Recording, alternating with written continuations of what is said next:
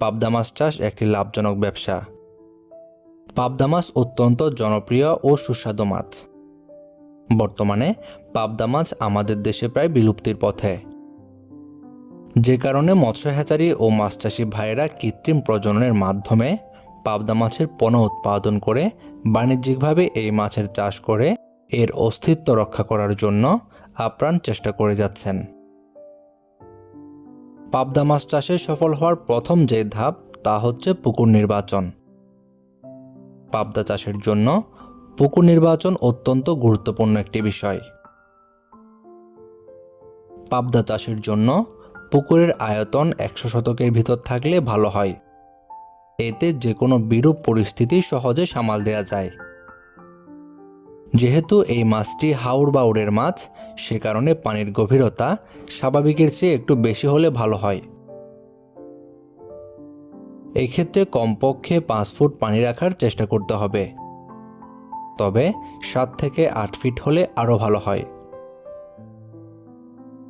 পুকুর প্রস্তুতির পাশাপাশি পাবদা চাষে আরেকটি গুরুত্বপূর্ণ বিষয়, সেটি হচ্ছে পোনা মজুত। কালচার পুকুরে পোনা মজুদের সময় শতক প্রতি 800 থেকে 1000টি পাবদা, 2 থেকে 3টি রুই, 1 থেকে 2টি কাতল, 1 থেকে 2টি মৃগেল ও গ্রাস কার্পের পোনা একটি করে মজুত করতে পারেন।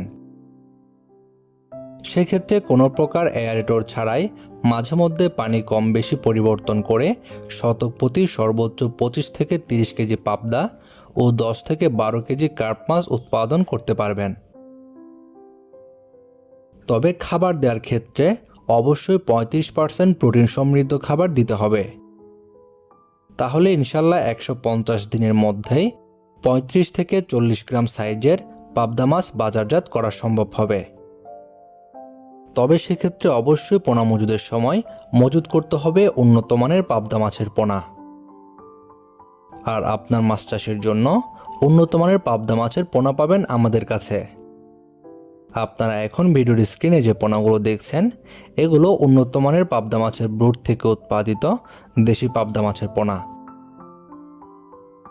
এই পোনাগুলো আপনারা ঝামেলা ছাড়াই কালচার পুকুরে চাষ করতে পারবেন। আপনারা যে সকল মৎস্য উদ্যোক্তা ভাইয়েরা আজকের পোনাগুলো নিতে চান, আমাদের ভিডিওর স্ক্রিনে দেওয়া নাম্বারে ফোন করুন। সারা বাংলাদেশের যে কোনো প্রান্তে অক্সিজেন দিয়ে হোম ডেলিভারি দিয়ে থাকি।